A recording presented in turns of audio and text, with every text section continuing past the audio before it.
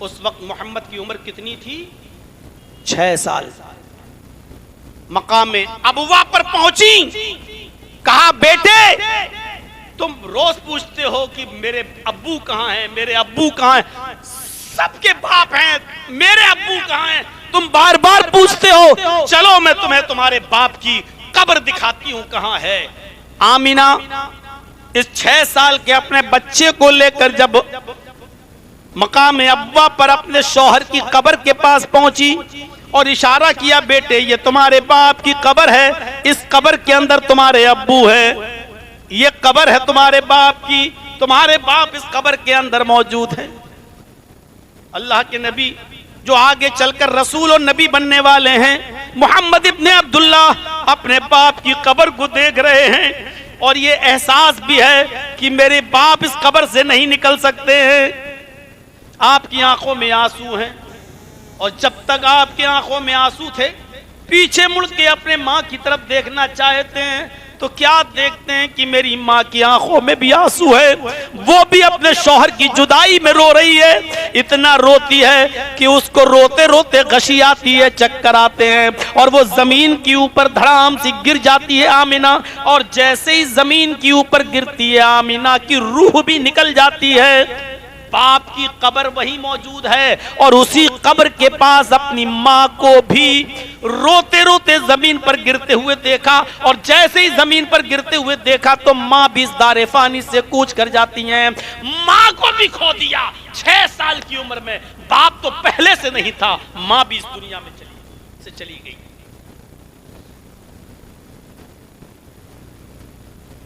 अब्दुल्ला के पास एक लौंडी थी, मोहम्मद के बाप के पास। जरा गौर से सुनिए, मोहम्मदुर रसूलुल्लाह के बाप अब्दुल्लाह के पास एक लौंडी थी जिसका नाम था उम्मे ऐमन।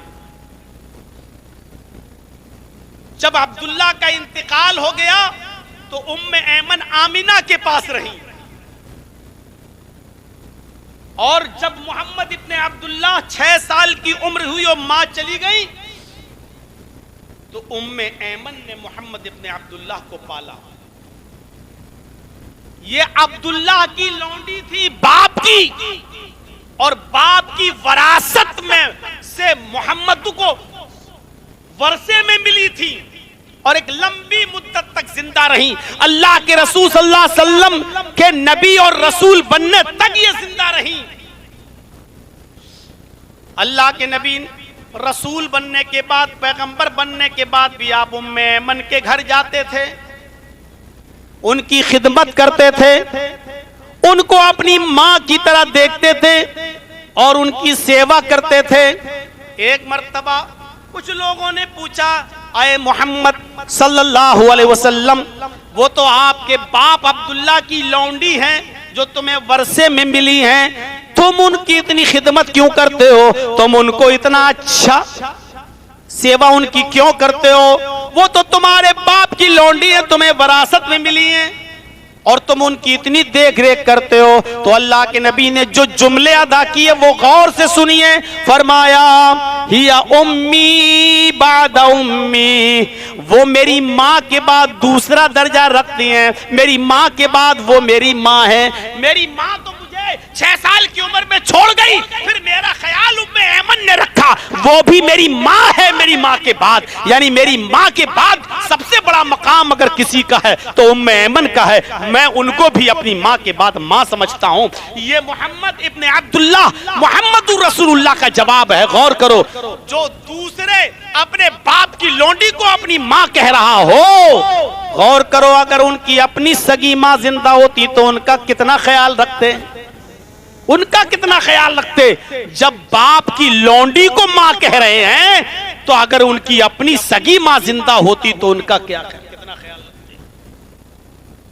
यही हलीमा है जिन्होंने मोहम्मद इब्ने अब्दुल्ला को पाला और 6 साल की उम्र के बाद आमिना के हवाले कर दिया। 6 साल, और जब 40 साल के बाद मोहम्मद सल्लल्लाहु अलैहि वसल्लम रसूल बने, पैगंबर बने, तो एक दिन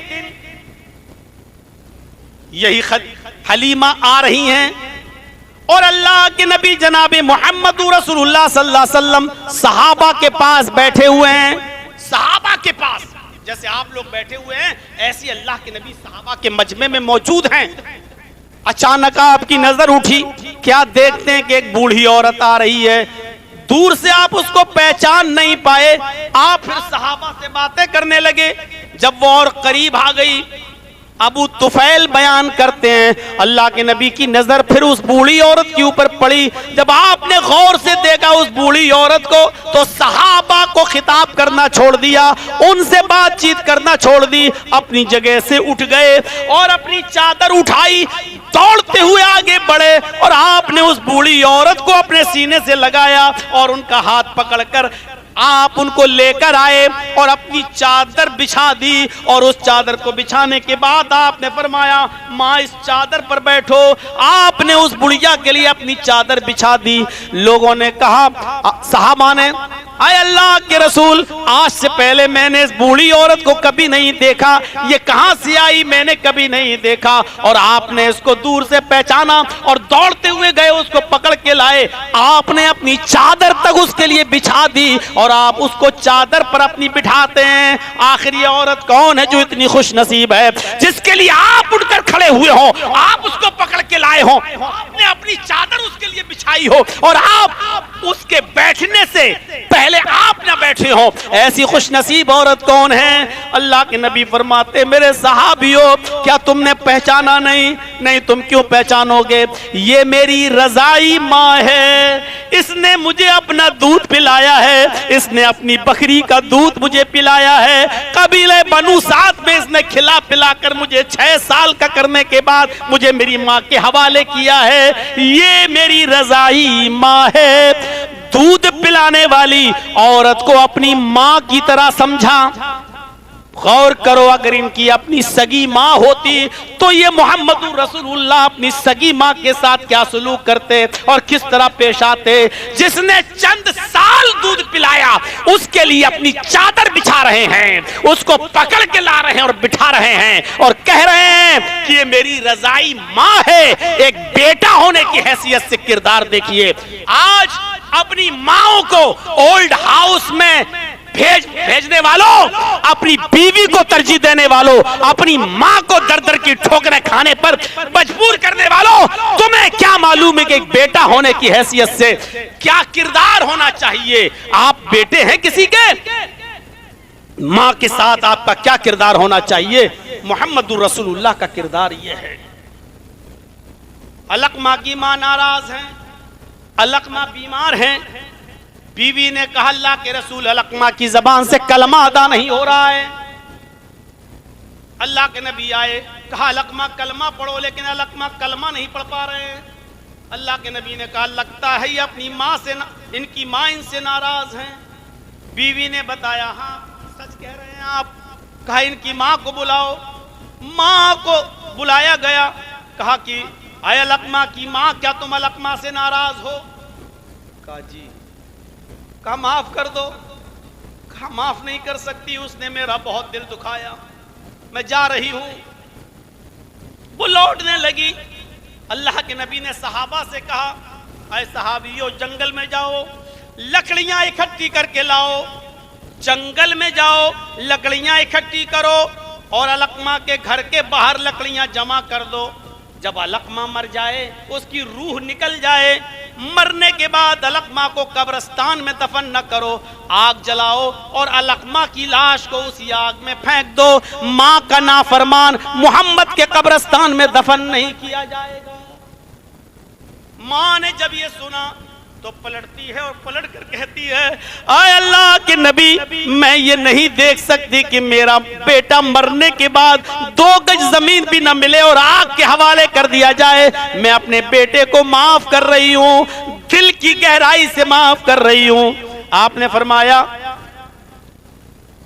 तेरे बेटे ने गलती क्या की थी, क्यों तू नाराज थी? उसने कहा, अल्लाह के रसूल, गलती तो बहुत बड़ी नहीं थी, लेकिन मैं फिर भी नाराज थी। कहा कि गलती क्या थी?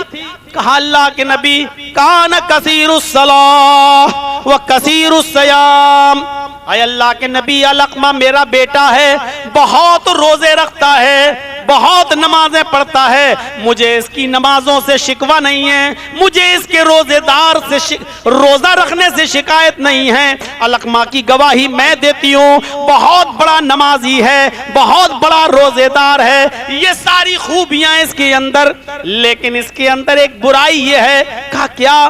कहा अल्लाह के नबी, कान यूसिरू ज़ौजतहू अला उम्मी, अपनी मां पर अपनी बीवी को तरजीह देता है, बीवी की बात ज्यादा सुनता है, मां की बात कम सुनता है, तरजीह देता है। तरजीह देने का मतलब समझ रहे हो?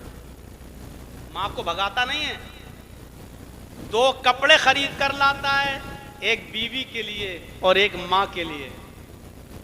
लाता तो एक ही जैसे है कपड़े, लेकिन पहले बीवी को देता है, बाद में मुझे देता है।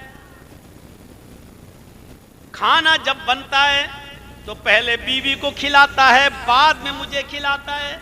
खिलाता है, पिलाता है, कमी नहीं करता, लेकिन तरजीह बीवी को देता है। पहले बीवी के सामने पेश करता है, बाद में मेरे पास लाता है। बस यही तकलीफ है मुझे। हालांकि ये तो होता ही है, और आजकल तो ऐसा सभी कर रहे होंगे। कौन है? नहीं करते होगे तो आपकी बीवी आपके पास नहीं रहेगी। अच्छा, तेरी अम्मा है, उसका बड़ा ख्याल रखता है, जा पहले उसी के पास चला जाना। मैं तो कुछ हुई नहीं। इतनी सी गलती पर मां ने नाराजगी जाहिर की और चली गई घर छोड़कर। कलमा अदा नहीं हो रहा। अल्लाह के नबी ने कहा, साहबा लकड़ियां लाओ, अलकमा जब मर जाए तो लकड़ियां बाहर जलाकर अलकमा की लाश को उसी के अंदर डाल दो। इतनी सी गलती। ये मां का हक बताया है कि मां को नाराज नहीं किया जा सकता। ये वो बता रहा है जिसको मां की सेवा करने का ज्यादा मौका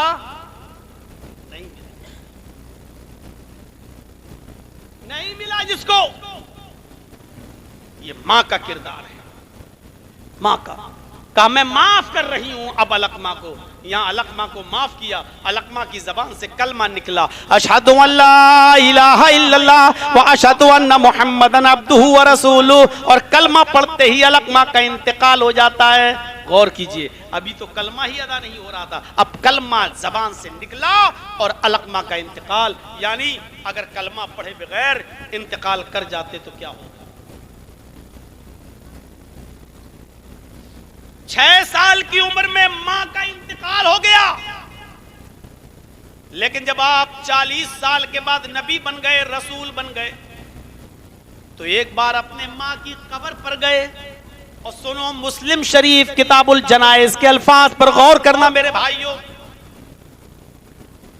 आप अपनी मां की कब्र पर गए, हदीस के अल्फाज हैं, ज़ारन नबी सल्लल्लाहु अलैहि वसल्लम क़ब्र उम्मिही। आपने अपने मां की कब्र की जियारत की, अपने मां की कब्र की जियारत की, और जियारत करने के बाद अपने मां की कब्र को देखकर आप रोने लगे। फबका व अबका मन हौलहु। आपने अपने मां की कब्र को देखा तो आपकी आंखों से आंसू आ गए, और इतना रोए अपने मां की कब्र पर कि आपके रोने को देखकर आपके साथ जो आपके सहाबा थे वो भी रोने लगे। आप तो रोए, वो अब का मन हौलहु, जो आपके इर्द गिर्द सहाबा थे वो भी रोने लगे।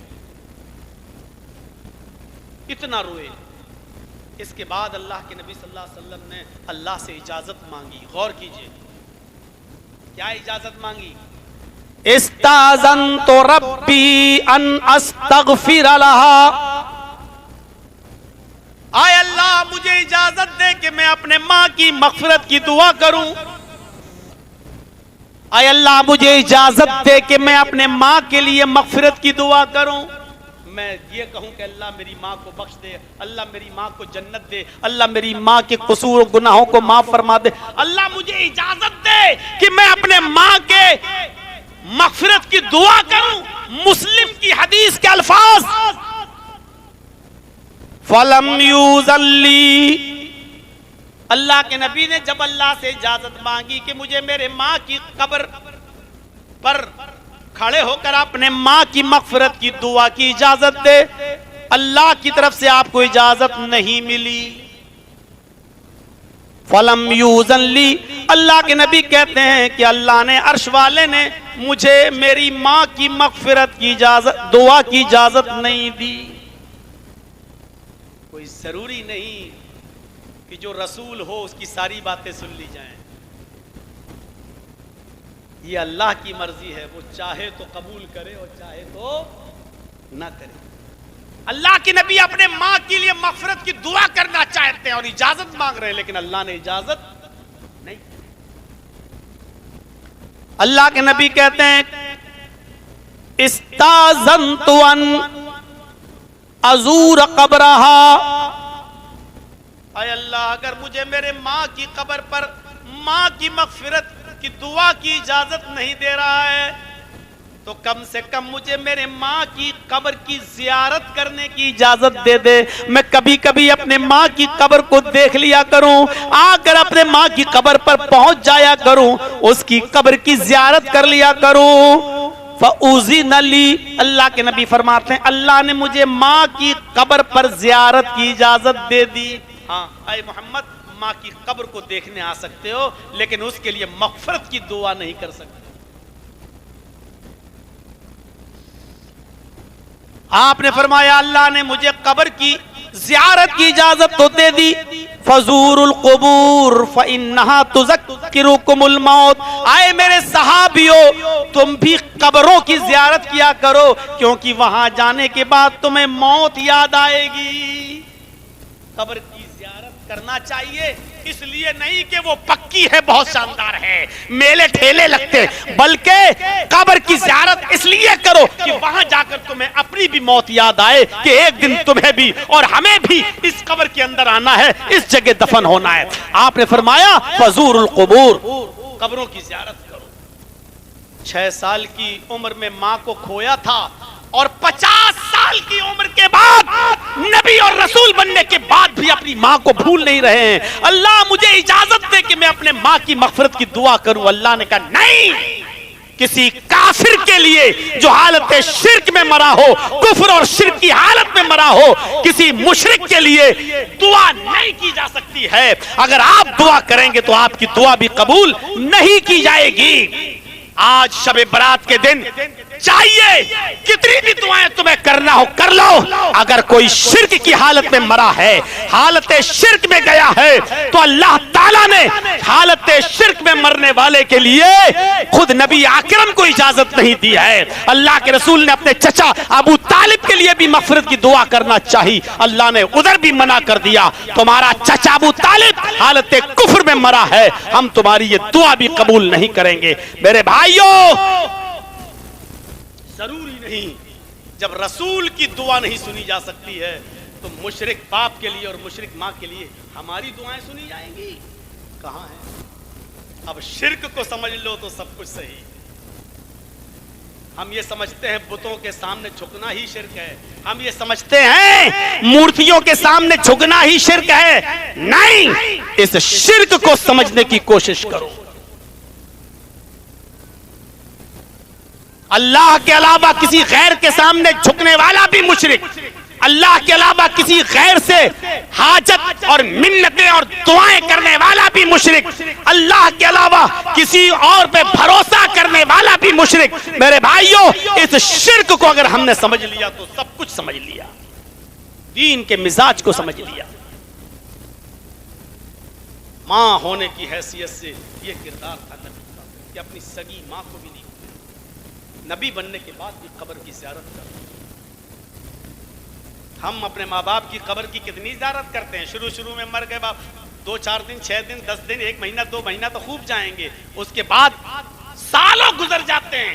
कभी ईद की नमाज पढ़ने गए तो वही कब्रिस्तान पे चले गए और अपने बाप के लिए दुआ मांग ली है। कभी बकरीद पे चले गए। अल्लाह के नबी से सीखो एक बेटा होने की हैसियत से क्या किरदार था, और गौर करो इस नबी ने हमें क्या बताया। पूछने वाले ने पूछा अल्लाह के रसूल मेरी माँ भी जिंदा, मेरा बाप भी जिंदा, हुस्न सुलूक का सबसे ज्यादा मुस्तहिक कौन? आपने कहा तेरी माँ। कहा उसके बाद कौन? कहा तेरी माँ। पूछने वाले ने कहा उसके बाद कौन? कहा तेरी माँ। पूछने वाले ने पूछा अल्लाह के नबी उसके बाद कौन? कहा तेरा बाप। यानी बाप से 3 गुना ज्यादा माँ का हक है, माँ का मर्तबा है, हुस्न सुलूक की वो ज्यादा मुस्तहिक है। क्यों? इसलिए कि उसने 9 महीने तुझे अपने पेट में रखा है, अपने पेट में पाला है, सऊबत बर्दाश्त की है, मुश्किलें बर्दाश्त की हैं, तुझे अपने पेट से पैदा किया है, उसकी तकलीफ उठाई है, इसलिए हुस्न सुलूक की वो 3 गुना ज्यादा मुस्तहिक है। ये वो हस्ती बतला रही है जिसने 6 साल के बाद अपनी माँ का चेहरा नहीं देखा, अपने माँ की खिदमत नहीं करने का मौका मिला। ये आदाब वो बतला रहे हैं। ये तो हो गया बहैसियत बेटा। शादी के बाद आप बाप भी बनते हैं ना। एक बाप होने की हैसियत से किरदार क्या होना चाहिए? बेटा होने की हैसियत से तो ये किरदार था। आप बाप भी थे तो बाप होने की हैसियत से अपनी औलाद के साथ आपका मामला क्या था? सबसे पहले जो बच्चा पैदा हुआ उसका नाम था कासिम। छोटेपन में इंतकाल कर जाता है, आपकी आंखों में आंसू आए। उसके बाद आपका एक और बेटी पैदा हुई जिसका नाम था ज़ैनब। जब ज़ैनब पैदा हुई उस वक्त अल्लाह के रसूल की उम्र थी 30 साल, नबी नहीं बने थे। जब आप नबी बन गए उसके कुछ सालों के बाद ज़ैनब की शादी हुई, निकाह हुआ, उसी वक्त हिजरत का मामला चलने लगा। हिजरत करने वाले बहुत से सहाबा थे। आपकी बेटी ज़ैनब भी हिजरत कर रही हैं। आपकी बेटी ज़ैनब का निकाह हो चुका है, ज़ैनब के पेट में बच्चा है, हमल है उनके पेट में, ऊंटनी के ऊपर बैठी हैं, मक्के से मदीना जा रही हैं। हिबार इब्ने अस्वद ने ऊंटनी को तीर मारना चाहा, ऊंटनी को तीर मारना चाहा, तीर निशाने से चूक जाता है, बजाय ऊंटनी को तीर लगने के तीर हजरत ज़ैनब के पेट में लगता है। हजरत ज़ैनब का पेट फट जाता है, हजरत ज़ैनब का पेट फट जाता है। जो बच्चा पेट में था वो जमीन के ऊपर गिर जाता है। किसी तरीके से ज़ैनब को उठाया गया और मदीने पहुंचाया गया। जब ज़ैनब को पता चला कि मेरे पेट का हमल गिर गया, हमल साकित हो गया, तो हजरत ज़ैनब इस सदमे को बर्दाश्त न कर सकी और मदीने में हजरत ज़ैनब का इंतकाल हो गया। जब हजरत ज़ैनब को दफन किया जा रहा था, मिट्टी खोदी गई, कब्र खोदी गई और कब्र में उतारा गया। और जब कब्र में मिट्टी दी गई, अल्लाह के नबी जनाब मोहम्मद रसूलुल्लाह मिट्टी देने में शामिल थे। आपकी आंखों में आंसू थे और आप अपनी बेटी को दफन कर रहे थे। दफन करने के बाद जब कब्र के पास खड़े हुए तो आपकी आंखों से गिरने वाले आंसुओं को देखकर सहाबा ने आपको गले लगाया, आपके आंसू पोंछे। कहा अल्लाह के नबी पहुंचता है गम, अल्लाह के नबी ये फर्दे मोहब्बत के आंसू हैं जो हर बाप को अपनी औलाद के खो जाने पर उसकी आंखों में आई जाते हैं। आपने रोते हुए फरमाया मेरे सहाबियों या अफजलो बनाती उसीबत फिया, ये मेरी सबसे अच्छी बेटी थी, ज़ैनब मेरी सबसे अफजल बेटी थी, सबसे नेक बेटी थी, जो पूरी जिंदगी मोहम्मद के रास्ते में सताई गई, जो मेरे दीन के लिए मेरे रास्ते में सताई गई, यहाँ तक कि उसने पूरी जिंदगी भर तकलीफें उठाई, यहाँ तक कि मेरे दीन पर चलते चलते उसने शहादत भी दे दी, उसका पेट फाड़ दिया गया, बच्चा गिरा दिया गया। ये अफजलो बनाती उसी बतफिया, ये मेरी सबसे अच्छी बेटी थी जो मेरे लिए बहुत सताई गई, बहुत मारी गई, बहुत तपाई गई, यहाँ तक कि मेरे दीन पर चलते चलते इसने अपनी जान भी दे दी। एक बेटी का दर्द एक बाप से पूछो, बाप होने की हैसियत से। आज तो बेटियों की पैदाइश पर मुंह बनाने वालों, बेटों को तरजीह देने वालों, बेटियों की पैदाइश पर नाखुशी का इजहार करने वालों, कयामत के दिन अपने रब के सामने कैसे खड़े हो सकोगे और क्या जवाब दोगे? आपकी दूसरी बेटी रुकैया थी।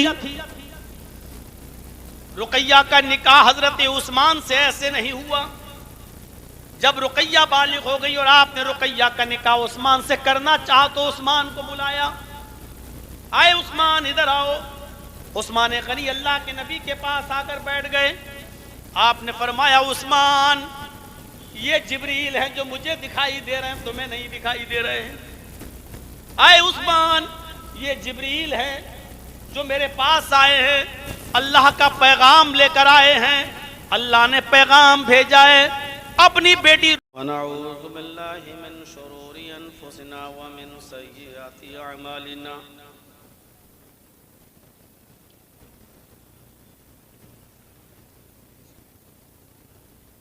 मन यहदिहिल्लाहु फला मुज़िल्ल लहु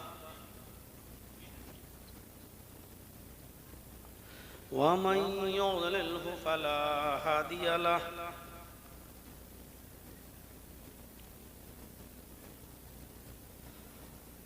व अशहदु अल्ला इलाहा इल्लल्लाहु वहदहु ला शरीक लहु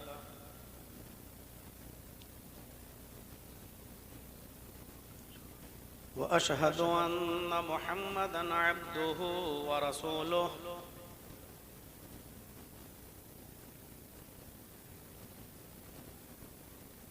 अम्मा बाद,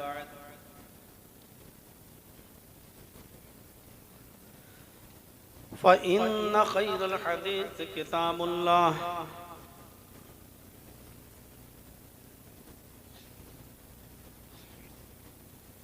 व खैरल हदी हदी मुहम्मदिन सल्लल्लाहु अलैहि वसल्लम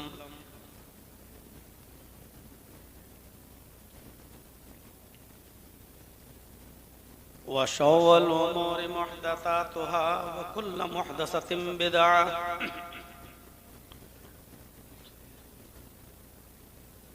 व कुल्लु बिदअतिन ज़लालह व कुल्लु ज़लालतिन फिन्नार।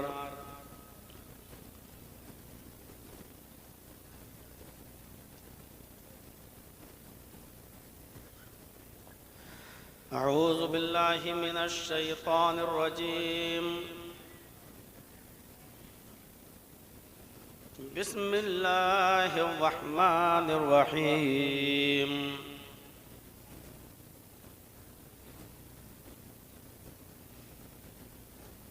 लक़द कान लकुम फ़ी रसूलिल्लाहि उस्वतुन हसनह लिमन कान यरजुल्लाह वल यौमिल आखिर व ज़करल्लाह कसीरा। रब्बिश्रह ली सदरी व यस्सिर ली अमरी वहलुल उक़दतम मिन लिसानी यफ़क़हू क़ौली।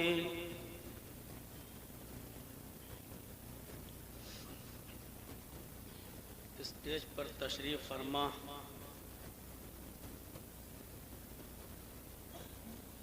मुअज़्ज़ज़ मुअक्कर उलमाए किराम, बावक़ार अहबाब, मदरसा बदरुल हुदा लिल बनीन वल बनात के ज़िम्मेदारान, अराकीन व मेंबरान, हिरनपुर हाथकाठी डिस्ट्रिक्ट पाकुड़ और उसके अतराफ़ और अकनाफ से तशरीफ़ लाए हुए मुअज़्ज़ज़ सामईन हज़रात, पर्दा नशीन इस्लामी ख़वातीन, माँ और बहनों, कौमों मिल्लत के लायक़वर नौजवानों और अज़ीज़ बच्चों, रात के तकरीबन 1:45 बजे तक आपने बहुत ही खूबसूरती के साथ और संजीदगी के साथ इस प्रोग्राम को सुना, मुख्तलिफ उलमा को सुना और मदरसे का आपने ताउन भी फरमाया। अल्लाह आपके यहाँ बैठने को कबूल फरमाए, और जो आपने मदरसे का ताउन फरमाया अल्लाह रब्बुल आलमीन उसको भी कबूल फरमाए। दस्तूर के मुताबिक लास्ट में मुझे टाइम दिया जाता है, और इस फहरिस्त में भी मेरा आखिरी नंबर ही है, और मुझे जो अंदाज़ा था उसी वक्त मुझे वक्त भी मिला। अल्लाह रब्बुल आलमीन कहने वालों को और सुनने वालों को अमल की पूरी पूरी तौफीक अता फरमाए। कुरान करीम की जो आयत करीमा मैंने आपके सामने तिलावत की है वो बहुत मुख्तसर है, लेकिन नबी अकरम सल्लल्लाहु अलैहि वसल्लम की पूरी जिंदगी, उसका ताल्लुक इबादियात से हो, अखलाकियात से हो, मामिलात से हो, पूरी जिंदगी को अल्लाह रब्बुल आलमीन ने एक जुमले में बयान करके उम्मत इस्लामिया को, उम्मत मोहम्मदिया को ये दर्स दिया है कि तुम्हारे लिए मुहम्मदुर रसूलुल्लाह सल्लल्लाहु अलैहि वसल्लम की ज़िंदगी में बेहतरीन आइडियल है, बेहतरीन नमूना है। पूरी जिंदगी आपका उठना, आपका बैठना, आपका लेटना, आपका सोना, आपका जागना, आपका खाना और पीना, आपकी शादी और ब्याह, आपकी नमाज, आपका रोज़ा, आपका हज, आपकी ज़कात, आपके मामलात, ये सब नमूना है। पूरी जिंदगी को अल्लाह तबारक व तआला ने हम तमाम मुसलमानों के लिए नमूना बना दिया है। उठो वैसे जैसे नबी उठते थे, बैठो वैसे जैसे नबी बैठते थे, सो वैसे जैसे नबी सोते थे, खाओ वैसे जैसे नबी खाते थे, चलो वैसे जैसे नबी चलते थे, नमाज पढ़ो वैसे जैसे नबी पढ़ते थे, रोज़ा रखो वैसे जैसे नबी ने बताया, शादियां करो वैसे जैसे नबी अकरम ने करके बताई, और आपकी जिंदगी में आपके सहाबा ने की। अलगर्ज पैदाइश से लेकर मौत तक जितने मराहिल से इंसान को गुजरना पड़ता है, उन तमाम मराहिल में मुहम्मदुर रसूलुल्लाह की जिंदगी तुम्हारे लिए आइडियल है, नमूना है। गौर कीजिए, एक छोटा सा जुमला, लक़द कान लकुम फी रसूलिल्लाहि उस्वतुन हसना। रसूलुल्लाह की पूरी जिंदगी तुम्हारे लिए नमूना है, बहस करने की जरूरत नहीं है। उठना, बैठना, लेटना, सोना, जागना, खाना, पीना, चलना फिरना, जब ये चीजें नबी की हमारे लिए नमूना हैं, तो नमाज, रोजा, हज, ज़कात, इबादियात, ये चीजें हमारे लिए नमूना क्यों नहीं होंगी। आज इसी आयत की रोशनी में कुछ बातें हम आपके सामने रखना चाहते हैं। एक नबी की जिंदगी में भी वो तमाम चीजें आई जो हमारी जिंदगी में आती हैं। एक बच्चा अपने माँ के पेट से पैदा होता है, बाहर आता है, उसको बचपन से गुजरना होता है। आप भी बचपन से गुजरे हैं। एक बच्चा जब अपने माँ के पेट से बाहर आता है तो वो किसी का बेटा होता है। आप भी किसी के बेटे रहे हैं।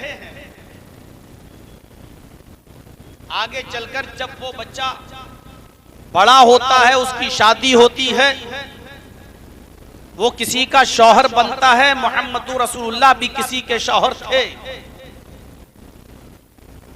शादी के बाद इंसान बाप बनता है।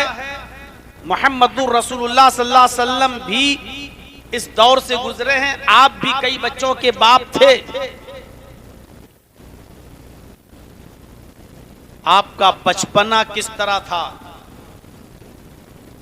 आप जब बेटे थे तो आपका बेटे की हैसियत से किरदार क्या था? जब आप बाप बने तो बाप होने की हैसियत से आपका किरदार क्या था? जब आपने शादियां की तो आपकी शादी हुई और शादी के बाद एक शौहर की हैसियत से आपका किरदार क्या था? आज ये चीजें मुझे आपके सामने रखनी है। बज़ाहिर बड़ी छोटी छोटी नजर आ रही हैं, लेकिन हकीकत यह है कि हमारे लिए आइडियल है, नमूना है। हमारा बचपना कैसे गुजरता है? नबी अकरम का बचपना किस तरह गुजरा? एक छोटी सी मिसाल। जब आप पैदा हुए, अपनी मां के पेट से जिस दिन बाहर आए, आपकी जिस दिन पैदाइश हुई उसी दिन कैसरो किसरा के ऐवानों में जलने वाले चिराग बुझ गए।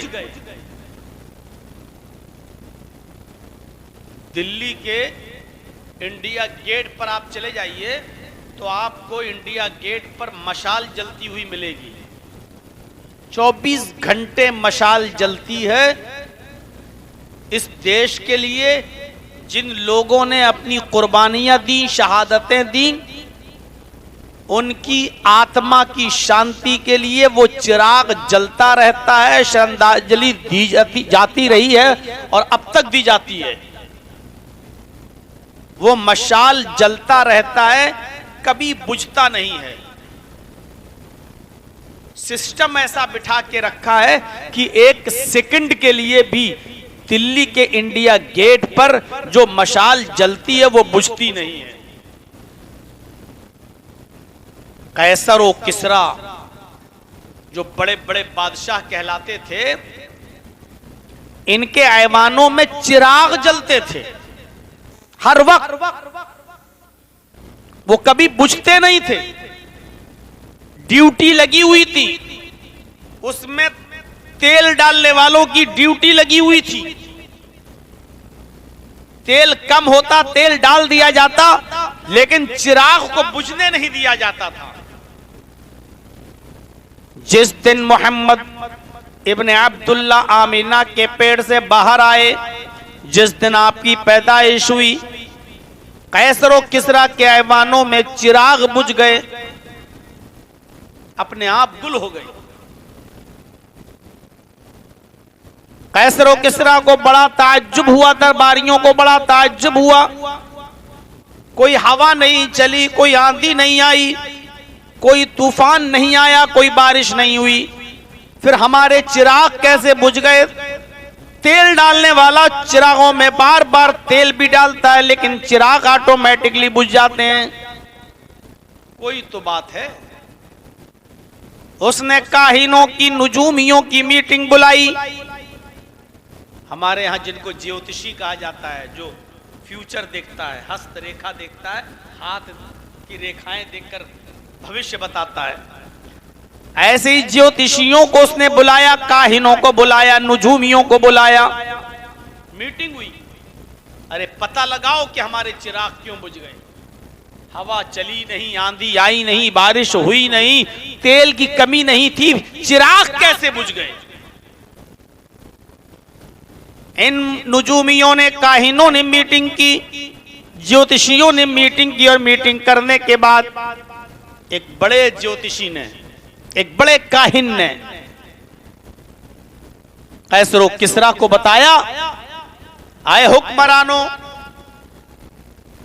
आए बादशाहो, तुम्हारा चिराग इसलिए बुझ गया है कि हमारा इल्म ये कहता है, हमारा ज्ञान ये कहता है, हमारी विद्या ये कहती है कि आज इस दुनिया में कोई ऐसी हस्ती पैदा हो चुकी है, कोई ऐसा शख्स इस दुनिया में पैदा हुआ है, कोई ऐसी हस्ती इस दुनिया में नमूदार हुई है।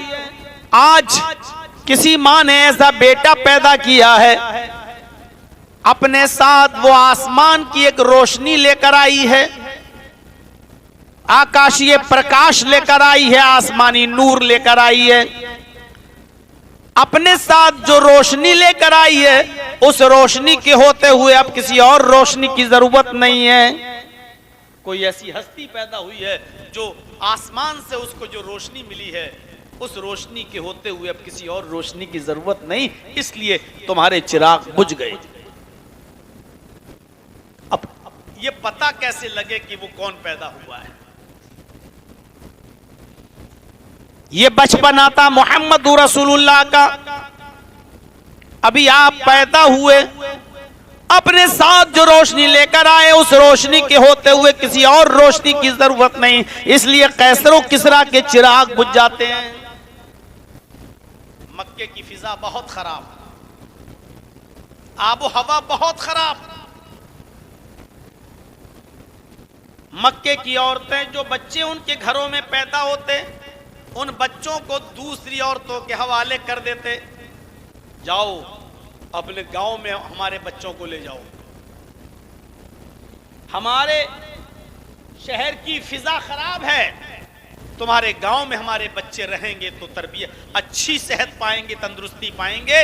ये चलन था मक्के का। तमाम औरतें अपने बच्चों को दूसरे शहरों में, गांव में भेज दिया करती थी, वहां परवरिश पाएं, और जब ये बच्चे 4, 5, 6 साल के हो जाएं, इनकी इम्यूनिटी पावर बढ़ जाए, बीमारियों से लड़ने की सलाहियत इन बच्चों के अंदर जब पैदा हो जाए, तो हम अपने बच्चों को अपने पास बुला लें। आमिना को भी फिक्र हुई कि अपने बच्चे मोहम्मद को किसके हवाले करें, मक्के की हवा ठीक नहीं है, यहां बच्चा बीमार हो जाएगा। उसी दौर में कबीले बनु साद से, एक कबीला था बनु साद, उस कबीले बनु साद से कुछ औरतें सफर पर निकलती हैं, मक्के की तरफ आ रही हैं और मक्के में बच्चों को तलाश कर रही हैं। कबीले बनु साद से जब औरतें मक्के की तरफ चली, तो उन औरतों में एक औरत है जिसका नाम हलीमा है, वो भी कबीले बनु साद से निकलती है और अपनी सहेलियों के साथ मक्के की तरफ आ रही है। लेकिन हलीमा जिस सवारी पर सवार है, जिस ऊंटनी पर या जिस गधी की ऊपर सवार है, वो बहुत कमजोर है, लाकर है, पतली दुबली है। हलीमा की सहेलियों की सवारियां तो तेज स्पीड में चल रही हैं, लेकिन हलीमा की सवारी चंद कदम चलती है, हाँपने लगती है, रुकना पड़ता है। हलीमा की सहेलियां कहने लगी, हलीमा कौन सी ऊंटनी लेकर, कौन सी गधी लेकर, कौन सी सवारी लेकर आई है तू? बार बार तेरे चक्कर में हमको भी रुकना पड़ता है, कब पहुंचेंगे हम मक्के में?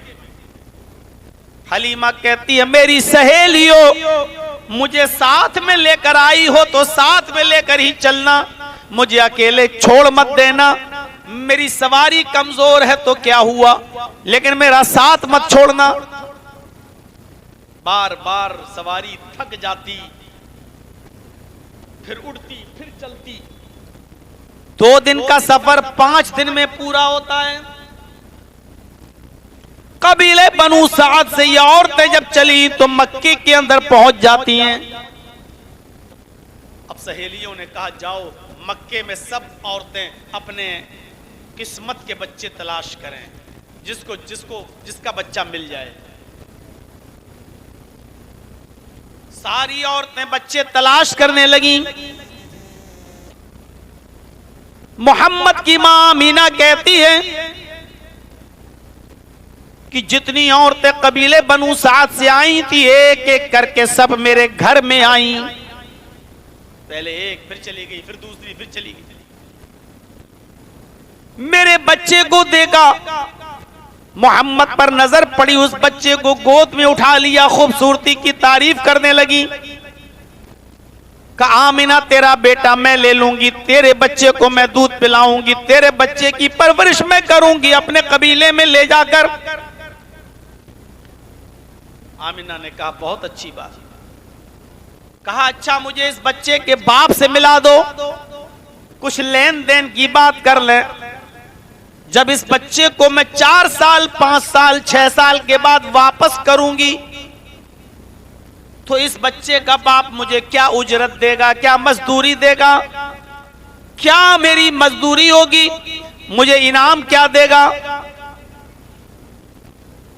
आमीना मुझे इस बच्चे के बाप से मिलाओ। आमीना जवाब देती ये बच्चा मेरा है, मुझसे बात करो।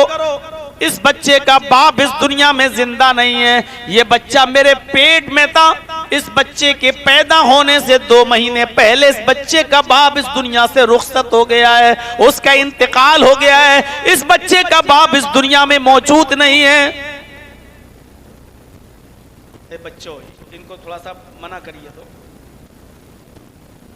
इस सामने से उठ रहे हैं जा रहे हैं यार, जिसको जाना हो एक बार उठ के चला जाओ।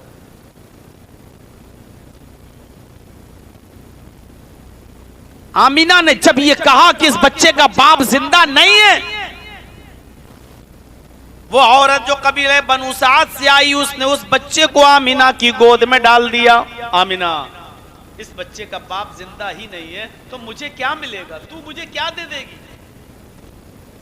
जब 4 साल 5 साल 6 साल के बाद मैं तेरे बच्चे को लौटाऊंगी तो तू हमें क्या मजदूरी दे देगी, क्या इनाम देगी, क्या उजरत देगी। पकड़ अपना बच्चा। आमीना कहती कि कोई औरत ऐसी नहीं थी जो मेरे घर ना आई हो, जिसने मेरा बच्चा अपनी गोद में न लिया हो। लेकिन जब बच्चे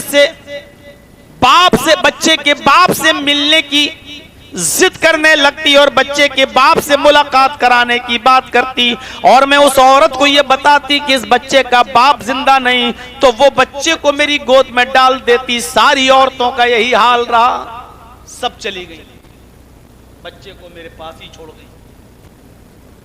हलीमा भी मेरे पास आई। आमीना का बयान, मोहम्मद की मां का बयान।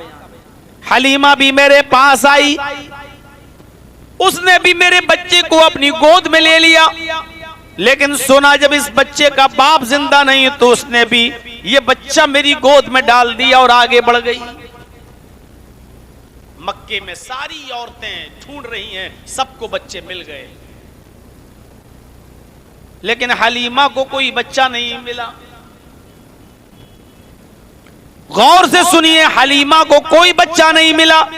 जितनी औरतें कबीले बनु साद से चली सबको मक्के में बच्चे मिल गए, लेकिन हलीमा को कोई बच्चा नहीं मिला।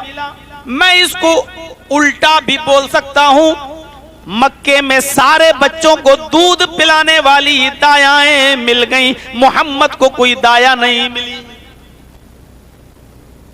सब बच्चों को लेकर चलने लगी। हलीमा ने कहा मुझे कोई बच्चा नहीं मिला, चलो उसी को ले लेती हूं जिसको छोड़ के आई हूं, मोहम्मद ही को ले लेती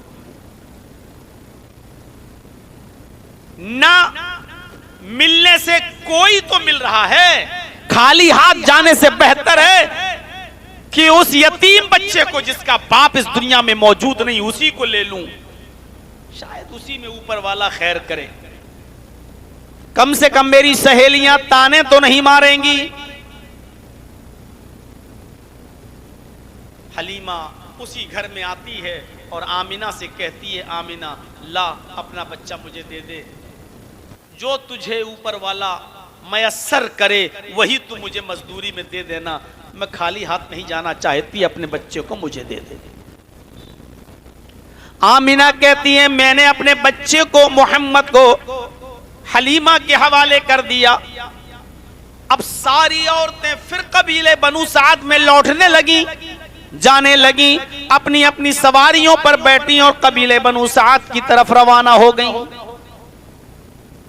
मेरी जो सवारी थी, जिस पर सवार होकर मैं आई थी, वो सवारी जो रास्ते में हाँपने लगती थी, थक जाती थी, सस्ताने लगती थी, उसके चक्कर में सारी औरतों को वेट करना पड़ता था, इंतजार करना पड़ता था। जब मैंने मोहम्मद को अपनी गोद में उठाया और उसको लेकर जब मैं सवारी पर बैठी, तो यही मरियल सवारी, यही कमजोर और नहीफ सवारी हवा से बातें करने लगी, बड़ी तेज स्पीड से चलने लगी, थकने का नाम नहीं लेती। पीछे से मेरी सहेलियां आवाज देने लगी, आए हलीमा रुक जा, तू हम सबसे आगे क्यों जा रही है? ये तेरी वही ऊंटनी है या वही गधी है जिस पर तू आई थी? अरे अब इस जानवर को, अब इस सवारी को क्या हुआ जो रुकने का नाम नहीं लेती? हलीमा कहती मेरी सहेलियों मुझे कुछ नहीं पता, सवारी भी वही है, मरियल जानवर है, जिस सवारी पर मैं सवार होकर आई मैंने चेंज भी नहीं किया है। पता नहीं इस सवारी में ऐसी ताकत कहां से आ गई। अभी वो ये कह रही थी कि वो ऊंटनी या वो गधी जिस पर वो सवार थी तेज स्पीड से और आगे बढ़ती है, पीछे की सहेलियां हलीमा को आवाज देकर कहती हैं, आए बिनते अबू ज़ुऐब, आए अबू ज़ुऐब की बेटी जरा रुक जा, मुझे भी तो अपने पास आ जाने दे, अरे मुझे भी तो साथ में लेकर चल, हम भी तुझे साथ में लेके आए, अब तू हम सबसे आगे आगे बढ़ रही है, रुकने का नाम भी नहीं लेती है। हलीमा पीछे मुड़ के कहती है मैं क्या करूं, मैं इस सवारी को रोक रही हूं लेकिन ये रुकने का नाम नहीं लेती है। बाखुदा आए मेरी सहेलियों, मुझे इस बच्चे में कोई बरकत नजर आती है, मुझे इस बच्चे में कोई बरकत नजर आती है। मैंने इस जानवर को, इस सवारी को कुछ नहीं खिलाया पिलाया, पता नहीं ये क्यों नहीं रुक रही है, हवा से क्यों बातें कर रही है, मुझे तो इस बच्चे में कोई खूबी नजर आती है। ये बचपना था मुहम्मदुर रसूलुल्लाह का। हलीमा जब अपने कबीले में पहुंचती है और अपने घर में दाखिल होती है, तो हलीमा की एक छोटी बेटी थी, अपनी बेटी, जिसका नाम शैमा था। हलीमा की एक छोटी एक बकरी थी जो बहुत कमजोर थी, नहीफ थी, लागर थी, इतना कम दूध दिया करती थी कि उस बकरी का दूध खुद हलीमा की बेटी शैमा का पेट नहीं भर पाता था। उस बकरी का दूध हलीमा की बेटी को नहीं होता था। हलीमा के शौहर ने कहा, आए हलीमा, अब तो तू एक बच्चे को और ले आई, हमारे पास खिलाने पिलाने का कोई साधन नहीं, एक बकरी है वो भी कमजोर और इतना कम दूध देती है जिसमें हमारी बेटी का भी पेट नहीं भरता। अब तो तू अब्दुल मुत्तलिब के पोते को भी ले आई, अब्दुल्ला के बेटे को भी ले आई, अबू तालिब के भतीजे को भी ले आई, आमीना के जिगर के टुकड़े को भी ले आई। अब इस बकरी का दूध दोनों बच्चे कैसे पिएंगे? एक बच्चे को तो होता नहीं, अब दोनों बच्चे कैसे पिएंगे? हलीमा ने कहा, मेरे दो बेटे हैं, एक बेटी और आमीना का बेटा भी अब मेरा ही बेटा है, मैं इसको अपनी पिस्तान का दूध भी पिलाऊंगी, मैं इसको अपना दूध भी पिलाऊंगी और इस बकरी का दूध भी पिलाऊंगी। बर्तन लाओ। हलीमा के शौहर ने बर्तन उठाया, हलीमा के हाथ में दे दिया। हलीमा उस बर्तन को लेकर बकरी के पास चली, बकरी के थन पे पानी मारा और बकरी के थन को दोहने लगी। बकरी ने ऐसे दूध देना शुरू किया जैसे सावन भादों की बारिश हो रही हो, पूरा का पूरा बर्तन भर गया। हलीमा कहती है, अरे मेरे शौहर, इस बकरी ने कभी पूरा बर्तन भरकर दूध नहीं दिया, आज देख लो बर्तन भर गया लेकिन बकरी का थन नहीं सूखा। कसम बा खुदा, कसम बा खुदा, मुझे इस बच्चे में कोई बरकत नजर आती है। मेरी मरियल सवारी में बरकत आई, वो हवा से बातें करने लगी। घर में आई तो मरियल बकरी भी दूध के बर्तन भरने लगी, बर्तन भरने लगी दूध से। बा खुदा, मैं किसी अच्छी रूह को लेकर आई हूँ, किसी बासआदत बच्चे को लेकर आई हूँ, किसी बाबरकत बच्चे को लेके आई हूँ। बा खुदा, मुझे इस बच्चे के अंदर ही कोई बरकत नजर आती है। ये था हलीमा सादिया का अपना बयान। सीरतुन नबी पढ़िए अल्लामा इब्ने हिशाम की। परवरिश पाते गए, बढ़ते गए, दूध पीते गए। कभी हलीमा अपना दूध पिलाती, कभी बकरी का दूध पिलाती। धीरे धीरे मोहम्मद इब्ने अब्दुल्ला की उम्र 4 साल हो जाती है। बाज सीरत निगारों की तहकीक के मुताबिक 6 साल हो जाती है। अरब के दस्तूर के मुताबिक वहां के लोग बकरियां चराने का पेशा अच्छा समझते थे, इसलिए गांव के बच्चे जंगल में बकरियां चराने गए।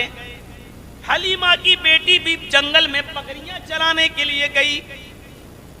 हलीमा ने कहा, मोहम्मद को भी ले जाओ, इसको भी तो बड़े होकर बकरियां ही चराना है, अपना खानदानी काम करना है, लिहाजा इसको भी सिखाओ और अभी से सिखाओ। बेटी मोहम्मद को भी अपने साथ लेकर चलो। हलीमा की बेटी शैमा मोहम्मद का हाथ पकड़ती है और मोहल्ले के, गांव के, कबीले के लड़कों के साथ मोहम्मद इब्ने अब्दुल्ला भी जंगल में चले जाते हैं, बकरियां चराना सीखते हैं दोस्तों के साथ। और हलीमा की बेटी के साथ जंगल की फिजाओं में घूम रहे हैं, बकरियां चरा रहे हैं। कभी इस घाटी को देखते, कभी इस झाड़ी को देखते, कभी बकरियों पर नजर डालते। अचानक एक शख्स उनके पास इंसानी शक्ल में आता है। ये फरिश्ता था, इंसानी शक्ल में आता है और मोहम्मद के पास उसी जंगल में बैठ जाता है और कहने लगता है, तुम्हारा क्या नाम है? मोहम्मद इब्ने अब्दुल्ला अपनी जबान से जवाब देते हैं, मोहम्मद। उस शख्स ने मोहम्मद का हाथ पकड़ा और उनको पहाड़ के दामन में लेकर गया। सारे बच्चे इस मंजर को देख रहे हैं, हलीमा की बेटी भी देख रही है, कबीले बनु साद के बच्चे भी देख रहे हैं कि कोई आया, बैठा, मोहम्मद से नाम पूछा और नाम मोहम्मद सुना तो मोहम्मद को लेकर पहाड़ के दामन में चला गया। उस शख्स ने मोहम्मद को सीने के चितलिटा दिया। मोहम्मद इब्ने अब्दुल्ला की उम्र 6 साल, चितलिटा दिए गए। उस फरिश्ते ने जो इंसानी शक्ल में आया था, मोहम्मद का सीना चीर दिया, पूरा का पूरा सीना फाड़ दिया, सीना चाक कर दिया। सीने से दिल निकाला। दिल से एक लोथड़ा होता गोश्त का, दिल के अंदर उस गोश्त के लोथड़े को निकाला। हर इंसान के दिल में एक लोथड़ा है और उसी लोथड़े में होता है बुग़्ज़, कीना, हसद, दुश्मनी। एक दूसरा जो एक दूसरे से हसद करता है ना, ये आगे क्यों बढ़ रहा है, इसका कारोबार इतना अच्छा क्यों चल रहा है, ये हमसे आगे क्यों, ये जो हसद एक दूसरे से, जो दुश्मनी, ये उसी दिल के लोथड़े में होती है। उसने सीना चाक किया, दिल निकाला, दिल से उस लोथड़े को निकाला, उस लोथड़े को निकाल कर फेंक दिया।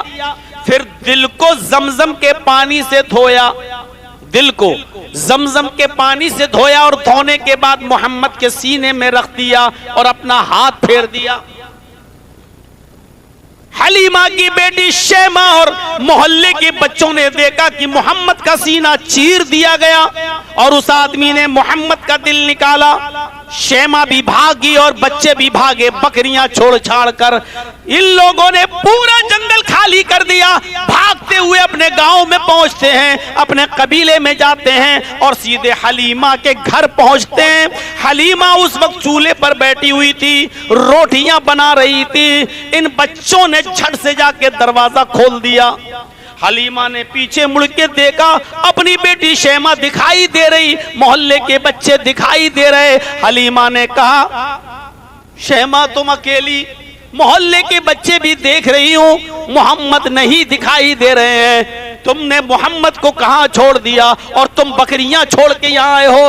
आखिर हुआ क्या है? मोहम्मद नजर नहीं आ रहे हैं, तुम सब तो दिखाई दे रहे हो, बकरियां भी दिखाई नहीं दे रही हैं, मोहम्मद भी नजर नहीं आ रहे हैं, क्या हुआ? इन सारे बच्चों ने जबान से चीखते हुए कहा, कुतिला मोहम्मद या उम्मी, मेरी माँ, आए हलीमा, मेरी माँ, मोहम्मद कत्ल कर दिए गए, मोहम्मद मार डाले गए, जंगल में किसी ने मोहम्मद का कत्ल कर दिया। हलीमा ने जब सुना कि मोहम्मद कत्ल कर दिए गए, उसके पैरों के नीचे से जमीन सरक जाती है। मैं अब्दुल मुत्तलिब को क्या जवाब दूंगी, मैं आमिना को क्या जवाब दूंगी? भागती हुई जंगल की तरफ गई। सीरतनिगारों ने लिखा, इतनी जल्दी भागी, अपना घर छोड़ा, इतनी जल्दी भागी कि उजलत में, जल्दबाजी में उसने अपनी ओढ़नी भी नहीं ओढ़ी, खुला हुआ सर लेकर जंगल की तरफ भागी। बाल खुले हुए हैं, ओढ़नी नहीं ओढ़ी, वो जंगल की तरफ भागती है। वो जंगल में जाती है, कभी इस पहाड़ी पे चढ़ती है, कभी इस झाड़ी में झांकती है। मोहम्मद कत्ल कर दिए गए तो मोहम्मद की लाश कहाँ है? मोहम्मद कहाँ है? अरे हमें जिंदा नहीं तो कम से कम लाश ही नजर आ जाए, हमें तो लाश भी नहीं दिखाई दे रही है। अरे बच्चों ने बताया मोहम्मद कत्ल कर दिए गए, यहाँ तो मोहम्मद ही नहीं दिखाई दे रहे हैं, मोहम्मद की लाश भी नजर नहीं आ रही है। जमीन खा गई, आसमान निकल गया। अभी वो इसी सोच में थी कि क्या देखती है, पहाड़ के दामन के पास मोहम्मद इब्ने अब्दुल्ला हैं और खरामा खरामा टहलते हुए चले आ रहे हैं। कुछ कमजोरी है, चेहरा पीला पड़ा हुआ है, लेकिन टहलते हुए चले आ रहे हैं। हलीमा की नजर टहलते हुए मोहम्मद पर पड़ी, दौड़ती हुई गई और मोहम्मद को पकड़कर अपने सीने से लगाया। बेटे क्या हुआ तुम्हारे साथ? चेहरे का रंग पीला क्यों है? इतनी कमजोरी तुम्हें क्यों आ गई है? आखिर हुआ क्या तुम्हारे साथ? मोहम्मद इब्ने अब्दुल्ला, जिनकी उम्र 6 साल है, जवाब देते, मां मुझे कुछ नहीं मालूम, बस इतना जानता हूं कि एक आदमी आया, उसने मुझसे नाम पूछा, मैंने नाम बताया, वो मुझे पहाड़ के इस दामन में लाया, उसने मुझे लिटाया, उसने मेरा सीना चाक किया, मेरा दिल निकाला और दिल से गोश्त का एक टुकड़ा निकाल कर बाहर फेंका, दिल को धोया और धोने के बाद उसने सीने में रख दिया और हाथ फेर दिया। ये क्या बोल रहा है? सीना चाक कर दिया? जिसका सीना चाक किया जाए वो जिंदा भी बचता है। बेटे तुम्हारा दिल निकाला? हाँ मां। क्या तुम्हें मालूम है वो दिल ही था? हाँ मां। उसने गोश्त का लोथड़ा फेंका, ये भी तुम्हें मालूम है? हाँ। उसने तुम्हारे दिल को पानी से धोया? हाँ मां, मैं ये सब देख रहा था। उसने तुम्हारे दिल को धोने के बाद सीने में भी रख दिया? हाँ मां, मुझे याद है। उसने हाथ फेरा और तुम टहलने लगे? हाँ मां, मुझे कोई तकलीफ नहीं हुई। कहा बेटे अब मैं तुम्हें अपने घर नहीं रख सकती। ऐसी ऐसी बातें बता रहे हो जो यकीन न जिसका किया जा सके। अगर कोई बड़ा हादसा तुम्हारे साथ हो गया तो मैं तुम्हारे दादा को क्या जवाब दूंगी, तुम्हारी माँ को क्या जवाब दूंगी? चलो अब तुम मेरे साथ। हलीमा अपने घर ले गई, बोरिया बिस्तर बांधा और मोहम्मद इब्ने अब्दुल्ला को पकड़ा और अपनी सवारी पर बैठी और सीधे मक्के की तरफ आती है और कहती है, आमिना अपना बेटा संभाल, आमिना अपना बेटा संभाल। दिल तो नहीं करता इस बच्चे को वापस करूं, लेकिन करें क्या? ऐसी ऐसी बातें बताता है जो यकीन में ना आए। दिल गवारा नहीं करता, लेकिन इसके आने से मेरे घर में बरकतें बहुत हो रही हैं, दिल तो नहीं चाहता कि वापस करूं, लेकिन अगर इसके साथ कुछ उल्टा सीधा हो गया तो मैं तुझे जवाब क्या दूंगी। संभालो अपने बेटे को अपने पास। बचपन का सफर यहां तक, 12 साल की उम्र हुई। चचा अबू तालिब से कहा, चचा आप सबका बोझ उठाते हैं, क्या मैं आपके बिजनेस में आपका साथ न दूं? आप मुल्क शाम जा रहे हैं, मुझे भी लेकर चलिए, मुझे भी सिखाइए बिजनेस क्या होती है, तिजारत क्या होती है, कपड़ा आप कैसे बेचते हैं। बड़े होकर मैं भी ये तिजारत, ये बिजनेस करूंगा, कपड़े का कारोबार करूंगा। आपके घर को और खानदान को और घर के परवरिश के लिए जो कमाई होती है उसको मैं भी सीखना चाहता हूं, बिजनेस करना चाहता हूं। अबू तालिब ने कहा ठीक है बेटे चलो। मुल्क शाम की तरफ लेके जा रहे हैं। रास्ते में जंगल पड़ता है, उस जंगल में रुक जाते हैं। उस जंगल में एक गिरजा है, गिरजा ईसाइयों का गिरजा। उस गिरजे की छत के ऊपर एक राहिब बैठा है जिसका नाम बुहैरा है, जिसका लक़ब बुहैरा है। वो इस काफिले की तरफ नजर डालता है, 12 साल के बच्चे को देखता है तो देखता रह गया। उसने पूरे काफिले वालों की दावत कर दी, तुम सब आज दोपहर का खाना हमारे यहां खाओगे। सारे लोग खाना खाने चले गए। अबू तालिब ने मोहम्मद से कहा बेटे तुम सामान के पास बैठे रहो, तुम बच्चे हो, तुम क्या करोगे वहां जाकर? हम खाना खाएंगे और तुम्हारा खाना वहां से लेकर आएंगे, तुम बाद में खाना खा लेना, अभी हमारे सामान की देखरेख करो, यहीं बैठ जाओ। ये सारे के सारे लोग जो मक्के से चले थे उस बुहैरा के गिरजा में जाते हैं। खाना लग चुका था। बुहैरा ने कहा कि तुम्हारे साथ एक छोटा बच्चा भी था। अबू तालिब ने कहा हां मेरे साथ छोटा बच्चा भी था। क्या हुआ? कहा उस बच्चे को लेकर नहीं आए हो?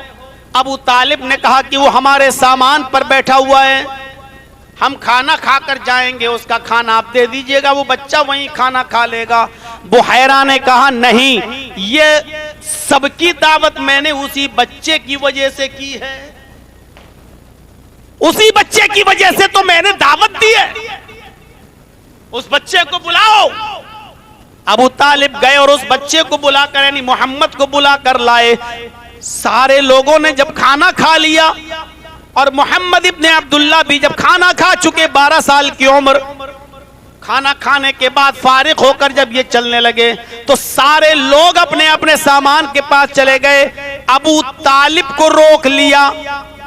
बुहैरा ने कहा अबू तालिब ये बच्चा किसका है? ये बच्चा किसका है? अबू तालिब ने कहा ये मेरा बेटा है। बुहैरा ने कहा अबू तालिब तुम झूठ बोल रहे हो, मुझे सच सच बताओ ये बच्चा किसका है? अबू तालिब ने कहा मैंने बताया ना कि ये बच्चा मेरा है। बुहैरा ने कहा अबू तालिब मैंने सब लोगों को दूर कर दिया है, मैं सिर्फ तुमसे पूछ रहा हूं, सच सच बताओ ये बच्चा किसका है? अबू तालिब ने कहा अरे बुहैरा ये बच्चा मेरा है। बुहैरा कहता है मैंने तौरात पढ़ी है, मेरी तौरात में जो लिखा है उस इबारत के मुताबिक ये बच्चा मुझे आपका नहीं नजर आता है। मेरी किताब ये कहती है इस बच्चे का बाप इस दुनिया में मौजूद नहीं है, इस बच्चे का बाप इस दुनिया में से रुखसत हो चुका है, तुम मुझसे झूठ बोल रहे हो। अबू तालिब मेरी जिंदगी का मसला है, मुझे सच बताओ कि बच्चा किसका है। अबू तालिब ने कहा तुम ठीक कह रहे हो, ये बच्चा मेरा नहीं है, इस बच्चे का बाप इसके पैदा होने से 2 महीने पहले इंतकाल कर चुका है। मैं तो इस बच्चे की परवरिश कर रहा हूं, लेकिन मैंने कभी इस बच्चे को यह एहसास नहीं होने दिया है कि तेरा बाप मर गया, अब कोई तेरा बाप नहीं। इसकी जगह पर मैं ही इसके बाप के फरीजे को अंजाम दे रहा हूं। इसको मैं अपने बेटे से बढ़कर मानता हूं। बुहैरा ने कहा यह अलग बात है, इस बच्चे को तुम अपने बच्चों से बढ़कर मानते हो, यह दूसरी चीज है, लेकिन यह बच्चा तुम्हारा नहीं है। कहा ठीक कह रहे हो। कहा कि अरे बुहैरा तुम्हें कैसे मालूम? बुहैरा ने कहा अबू तालिब गौर से सुनो, जब मैं अपने गिरजा की ऊपर छत पर था और तुम आ रहे थे अपने काफिले के साथ, मैंने पहाड़ों को देखा, मैंने दरख्तों को देखा, मैंने दरख्तों को झुकते हुए देखा। दरख्तों की शाखाएं इस बच्चे के सामने झुक रही हैं। मेरी नजर उन दरख्तों पर पड़ी जहां से मोहम्मद गुजर रहे हैं। ये बच्चा गुजर रहा है, दरख्त इसके सामने झुके जा रहे हैं और ये सारी चीजें उसके सामने झुकती हैं। जिसको अल्लाह आगे चलकर कोई बड़ा मकाम देने वाला होता है, जिसको किसी मर्तबे से नवाजने वाला होता है। आए अबू तालिब, अब एक बात मेरी बड़ी गौर से सुनो। कहा क्या?